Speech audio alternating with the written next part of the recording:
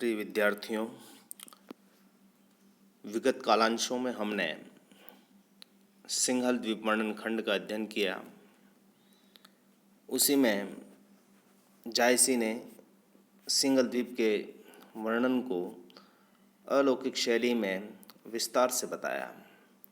सिंघल द्वीप, वहाँ की फुलवारियाँ, वहाँ के अमराइयाँ, वहाँ के पक्षी, वहाँ के कुएं बावड़ी आदि का बड़ा सुंदर वर्णन किया।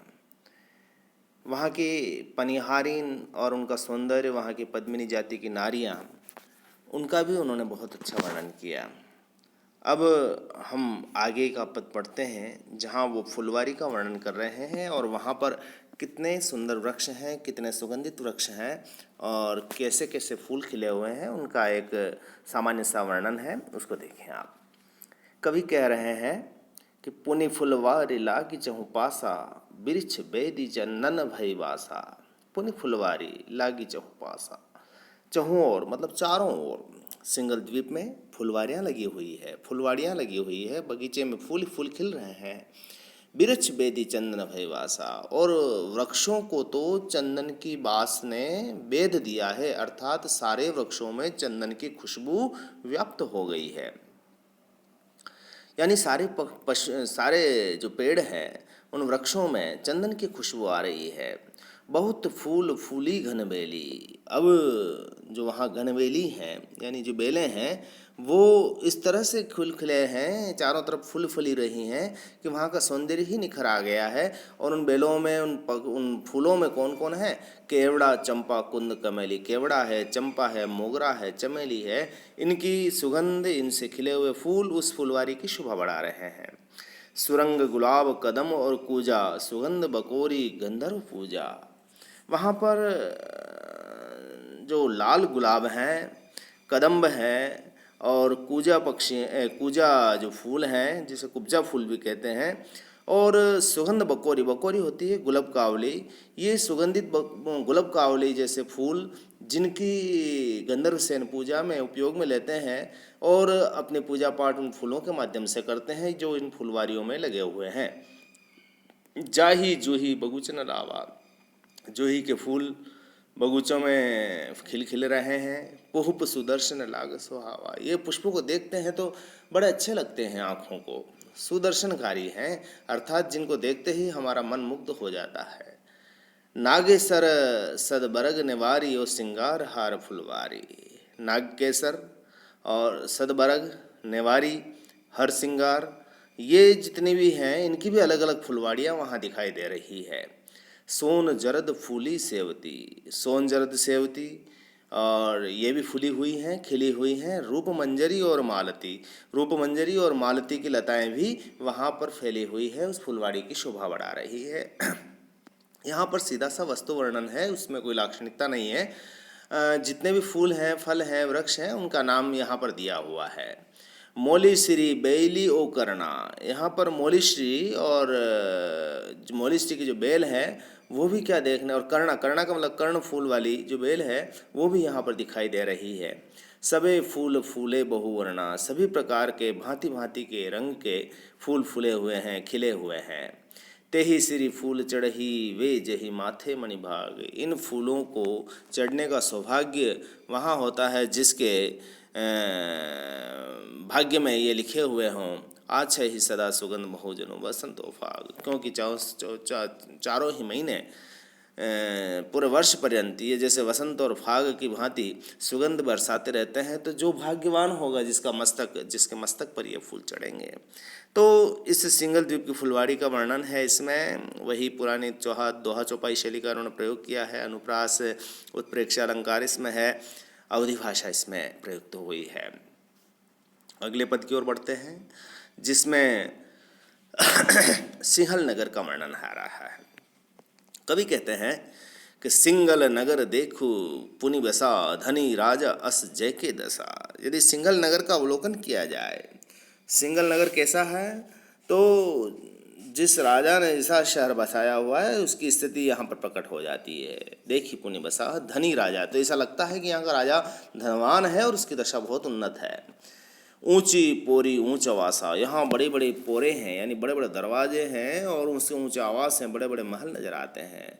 झनु कैलाश इंद्र करवासा, और वो महलों और ऊंची ऊंची सीढ़ियाँ पोरियों को देख करके ऐसा लगता है कि स्वर्ग में स्थित इंद्र का साक्षात निवास हो। जनु मतलब कैलाश इंद्र करवासा, यानी साक्षात कैलाश और इंद्र ने यहाँ पर निवास कर रखा है। राव रंक सब घर घर सुखी, चाहे वह अमीर हो चाहे गरीब हो, घर घर में वो सुखी दिखाई देता है। जो दिखे सो हंसता मुखी, जो भी दिखाई देता है वह हंसते हुए मुख का दिखाई देता है, अर्थात प्रसन्न चित्त है। यानी यहाँ का वैभव, इस नगर की सुंदरता और उसका ऐश्वर्य इस तरह से है कि जैसे सभी सुखी हों।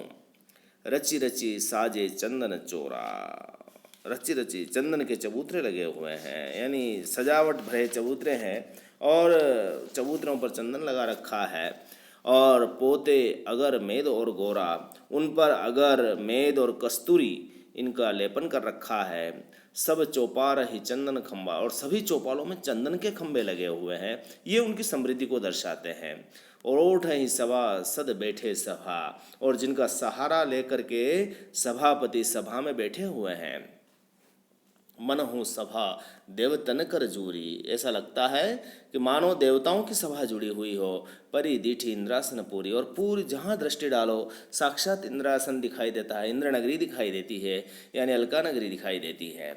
सबे गुणियों पंडित ज्ञाता, सभी यहाँ पर पंडित दिखाई देते हैं, ज्ञानवान दिखाई देते हैं, गुणवान दिखाई देते हैं। गुणवान पंडित और ज्ञानवान लोग यहाँ पर दिखाई देते हैं। और संस्कृत सबके मुखवाता, और जो भी बोलता है संस्कृत में बोलता है, अर्थात उनकी देववाणी में बोलता है, संस्कृत जिनके मुख मुख पर व्याप्त है। अस के मंदिर संवारे जनु शिवलोक अनूप, यहाँ के महल जो हैं वो इतने अच्छे हैं, इतने सुंदर दिखते हैं कि साक्षात जैसे शिवपुरी हों, शिवलोक हों। घर घर नारी पद्मिनी मोहि दर्शन रूप, और घर घर में पद्मिनी स्त्रियां हैं जो अपना रूप दिखलाकर सबको मोहित कर देती है। तो यहाँ सिंगल नगर कैसा है उसका दृश्य यहाँ दिखाया गया है। अगला पद जो सिंगल द्वीप का जो बाजार है और ख़ास तौर से श्रृंगार हाट, उसका वर्णन किया है। श्रृंगार हाट नहीं, सिंगल द्वीप का बाजार है। पुनी देखी सिंगल के हाटा, अब हम सिंगल के बाजार देखते हैं। नवो निधि लक्ष्मी सब बाटा, ऐसा लगता है इन बाजारों को देख करके कि नवो निधियों की लक्ष्मी यहाँ पर चारों ओर बिखरी हुई है। कनक हाट, सोने के बाजार है। सब कुह कुह लिपि, जिसको कुमकुम से लीप रखा है, यानी सोने के बाजार और कुमकुम से लिपे हुए हैं। और बैठ महाजन सिंगल द्वीपी, और यहाँ पर कौन बैठे हुए हैं? सिंगल द्वीप के महाजन बैठे हुए हैं। रचे ही हथौड़ा रूप नढारी, जो चांदी को ढालकर हाथ से कड़े बनाते हैं। और चित्र कटाव अनेक सवारी, और चित्रों और कटाव बनाते हैं, यानी कुल मिलाकर के जो सोने और चांदी के गहने बना करके उनको चित्रकारी करते हैं, नक्काशी करते हैं। सोन रूप भय भय पसारा, धवल सिरी पोतही घरबारा, यानी यहाँ पर सोन रूप यानी सोने का रूप चारों तरफ फैला हुआ है। कहीं धवल श्री पोती हुई है, यानी सोने और चांदी से बिखरी हुई यहाँ की छटा इन बाजारों की दिखाई दे रही है। रतन पदार्थ माणिक मोती, यहाँ पर रत्न पदार्थ माणिक मोती और हीरा लाल सो हनुमान ज्योति, और हीरे लाल पन्ने आदि अनेक ज्योतियों की चमक यहाँ पर फैली हुई है, जिसका वर्णन नहीं किया जा सकता। ओ कपूर बेना कस्तूरी, चारों ओर जो कस्तूरी और खस है उसका चंदन है, अगर है उसकी खुशबू व्याप्त हो रही है। चंदन अगर रहा भरपूरी, चंदन भी है अगर भी है और यहाँ पर फैला हुआ है, तो यानी सुगंधित वातावरण वहाँ का है। जिन यही हाट न लीन बैसाहा, ता कह आन हाट कितलाहा, जिन्होंने इस बाजार से कुछ नहीं खरीदा। जिन यही हाट न लीन बैसाहा, कुछ भी नहीं खरीदा। ता कह आन हाट कितलाहा, तो वो भला उसे क्या उसे मिल पाएगा, जीवन में वो क्या कर पाएगा। कोई करे बेसाहिनी, यहाँ पर कोई खरीदारी कर रहा है। काहू केर बिकाई, और कोई बिक्री कर रहा है। कोई चले लाभ सन, कोई लाभ में रहता है तो कोई मूर गवाई, यानी एक बाजार का जो दृश्य है जिसको कभी हानि लाभ चलता रहता है, वैसा दृश्य यहाँ पर दिखाई दे रहा है। यहाँ थोड़ी समासोक्ति भी है। एक अर्थ इसका संसार भी एक बाजार है। जहाँ आकर मनुष्य कुछ अच्छे कर्म करके पुण्य लाभ करते हैं और कुछ पाप करके अपनी पिछली स्थिति को भी बिगाड़ देते हैं। जो अंतिम पंक्ति में आया है, इस दोहे में आया है कि कोई करे वैसा है नहीं कोई केर बिका, यानी संसार में आता है कोई तो अच्छा लाभ कमा लेता है, कोई लाभजन, और कोई अपनी जो पुण्य संचय कर रखा है पूर्वजन्म के उसको भी गंवा देता है। अगले पद में श्रृंगार हाट का वर्णन है, जहाँ पर नगर वधुएं हैं और वो किस तरह से आकर्षित करती है लोगों को, वहाँ का दृश्य वर्णन हो रहा है।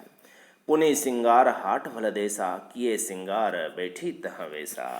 यानी ये श्रृंगार बाजार है और वह भी उस देश का श्रृंगार बाजार भी कितना खूबसूरत है वो बता रही हैं कि किए सिंगार बैठी, वहाँ अनेक वेश करके वो नगर वधुएं श्रृंगार में बैठी हुई हैं। मुख तमोल, उनके मुख में पान है, तन चीर कुसुम्बी, और उनके शरीर पर कुसुम्बी रंग के वस्त्र हैं।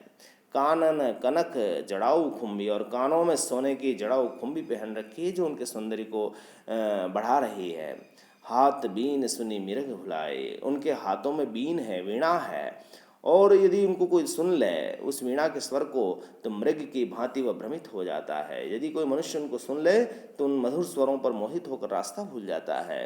नर मोहि सुनी पेग न जाए, नर यदि उसको मोहित हो जाते हैं उनको देख करके, उनकी वीणा को सुन करके, वाणी को सुन करके, उनके दृश्य को देख करके, सुंदरता को देख कर वो एक कदम भी आगे बढ़ नहीं पाते। भौह धनुष तिन नैन अहेरी, अपनी भौहें रूपी धनुष से और आँखों से वो शिकार कर लेती है। मार ही बान सान सो फेरी, और वह उनके नेत्र शिकारी और शान पर चढ़े हुए तीर की भांति वह गहरी मार करती है। मार ही बान सान सो फेरी, वह गहरी मार करती है। अलक कपोल डोल हंस देही, उनके अलकें उनके गालों पर डोल रही है और वो हंस देती है। लाई कटाक्ष मारी जीव ले, और जिस समय वो कटाक्ष मारती है तो सामने वाले का जैसे जीवन ले लेती है, उसको मार डालती है, यानी वह उसे वशीभूत कर लेती है। कुछ कंचुक जानो जुग सारी, अंचल देही स्वभाव ही ढारी, और अपने स्वभाववश वो अपने शरीर को ढक लेती है। कभी उसके ऊपर से वस्त्र खुल जाते हैं तो उसका दृश्य उसके सामने आ जाता है, यानी वह उसको अपने श्रृंगार के माध्यम से उन्हें आकर्षित करने की भरपूर चेष्टा करती है। केत खिलार हारित ही पासा, यानी यहाँ पर वो खिलाड़ियों की तरह है, यानी इन पासों पर कितने ही खिलाड़ी हाथ झड़क कर निराश हो जाते हैं। कहते ही खिलाड़ हारे ते ही पासा, कई जो पुरुष हैं वो उनके सौंदर्य चेष्टा में मुग्ध होकर के उनसे हार जाते हैं और हाथ जारे उठ चला ही निराशा, और उन्हें कई बार निराशा भी हाथ लगती है, वो उनके वशीभूत नहीं होती। चेटक लाई हर ही मन जब लही होई गई फेंट, साठ नाठ उठी भय बटाओ ना पहचाइन भेंट। यहाँ ऐसा लगता है कि जब कुछ जादू डाल दिया हो, पैसा नष्ट हो जाता है, तो व्यक्ति वहाँ से उठकर एक राहगीर की तरह उनके पास से चले जाते हैं, जैसे ज्ञान पहचान न हो और कभी भेंट ही नहीं हो। चटक लाई हरे ही मन, जादू से उन्हें हरित कर लेते हैं और अपना सब जो भी धन है वो खो देते हैं, और वहाँ से उठकर वो राहगीर की भांति चले जाते हैं जैसे किसकी भेंट हुई ही नहीं हो। इस तरह से यहाँ का श्रृंगार हाट है। यहाँ पर श्रृंगार हाट के माध्यम से सांसारिक व्यक्तियों को एक संदेश दिया है कि हम संसार के आकर्षणों में कितना बंध जाते हैं और वो भी क्षणिक होता है और अंत में सब हम खो करके चले जाते हैं। तो ये संसारिक आकर्षण के प्रतीक है यहाँ की नगर वधु है, जो संसार की असारता का वर्णन करती है, यानी संसार का असार है, यानी इसमें कोई सारांश नहीं है, फिर भी मनुष्य उनके पीछे पीछे भागता है, उनकी तरफ आकर्षित होता है। यहाँ यही बताया है। अगला पद है जहाँ पर कवि ने सिंगल द्वीप नगर के फुलवारी का वर्णन किया है और कैसे कैसे यहाँ पर व्यापार करते हैं वो लोग देखने के है कि लेई के फूल बैठी फुलहारी, पान अपूर्व धरे समारी, यानी फूल वाली फूल लेकर बैठी हुई है और पानों को अपूर्व रूप से सजा रखा है। फुलवारी फूल बेचने वाली है और पान को सजा करके बैठे हुए हैं, सजा सौंधा सबे बैठ ले गांधी। और इत्र बेचने वाले जो गांधी हैं, गांधी कहलाते हैं, जो इत्र बेचते हैं, सुगंध लेकर बैठे हैं, यानी यहाँ पर वो बेच रहे हैं इत्र। फूल कपूर खिरोरी बांधी, और उन्होंने कपूर और कत्थे की टिकियाँ बांधी हुई है। कतहूँ पंडित पढ़े ही पुराणों, इसी बाजार का दृश्य है। कहीं पंडित धर्म की पुस्तकें पुराण पढ़ रहे हैं, पंडित पढ़े ही पुराणों, पुराण पढ़ रहे हैं, धर्म पंथ कर कर ही बखानो, और अपने धर्म पंथ का बखान भी कर रहे हैं। कथहु कथा कहे किछु कोई, और कहीं पर जो धर्म के सिद्धांतों का बखान करते करते कोई कथा कह रहा है। कतहु कथा कहे किछु कोई कथा कह रहा है और कतहु नाच कूद भल होई, और कोई कुछ नाच पर और कहीं पर कौतुक हो रहा है, कहीं नाच कूद हो रहा है, कहीं पर कुछ और कौतुक हो रहा है, कोई कथा सुना रहा है, कोई पंडित कहानी सुना रहा है, पुराण सुना रहा है, धर्म का बखान हो रहा है इन बाजारों में।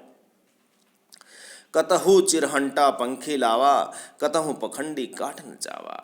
कोई जादूगर इंद्रजालिक पक्षी लाया हुआ है, चिरहंटा पक्षी लाया है, और कतहु पाखंडी काठ नचावा, और कोई यहीं पर पाखंडी कठपुतली का नाच दिखा रहा है।